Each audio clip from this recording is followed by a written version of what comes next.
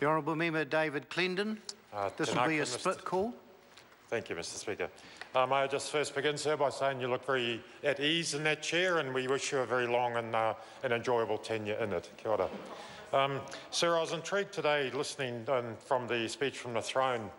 There was passing mention of this government's promise to focus in the forthcoming Parliament on crime prevention. There was mention of a 35-year low in the crime rate, with violent crime, youth crime, reoffending rates all declining. There was a reference to a stronger response to preventing family violence, a focus on gangs and gang lifestyles. And these aspirations are all things that nobody could object to or complain to. These are all well-intentioned and positive policy directions. And so I'll take a moment to acknowledge the former Police and Corrections Minister, Anne Tolley, who I think did a good job of effecting some change in the culture and language. But police and corrections are two very large, complex, multifaceted institutions. There's a great deal of inertia within them. We need to put a great deal of more effort and energy into effecting real and positive change in policing in this country, and in particular within our prison system, because we are failing in our prison system in ways which I'll reference. So the Prevention First strategy the police are rolling out and have done for a couple of years now is a good strategy. It's an appropriate strategy, but it requires funding, it requires resourcing. It's very intensive on staffing. We require a lot of officers who are well motivated with high morale. And unfortunately, the police budget over recent years has been flat at a time when costs are expanding. We need to properly resource the strategy if it is to succeed, or otherwise it will not succeed, and that would be very unfortunate. Reoffending rates, which the government has taken some credit for. I've seen some interesting alternative interpretations of the raw data, sir, which suggests that perhaps the picture the government is painting about recidivism, about reoffending rates, may be rather more aspirational than real, shall we say. And I do think a little bit more honesty, a little bit more transparency in that, because we will not resolve problems if we are in denial or if we're trying to disguise the reality, the depth and the breadth of those problems. Sir, there's a reference to gangs, and yes, gangs are a problem in this country. Gangs are a phenomenon not unique to New Zealand, but the New Zealand gangs are different from gangs elsewhere.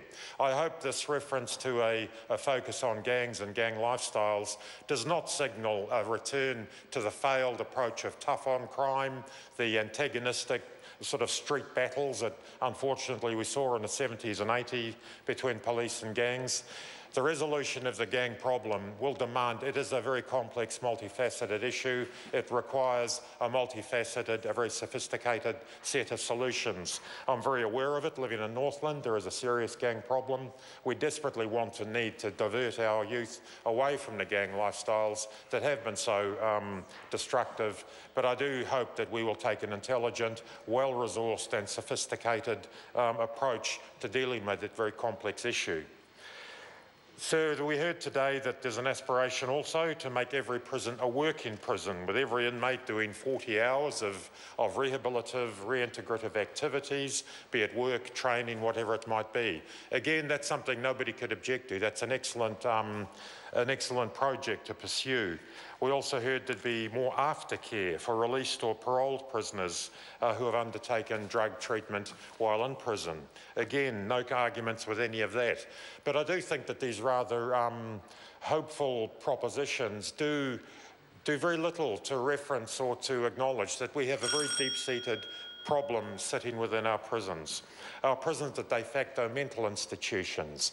They are full of people with serious and less serious mental health problems, with forms of disability, both visible and not so visible.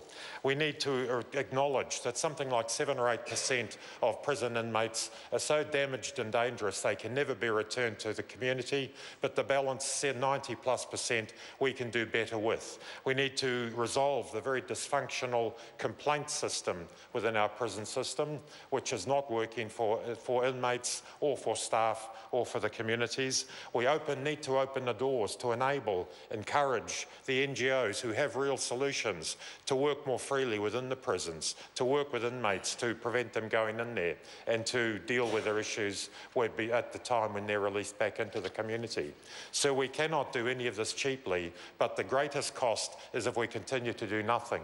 If we pretend our prison system is working and is performing, we need to address the problem openly, and the Greens are committed to being part of that. Kia ora.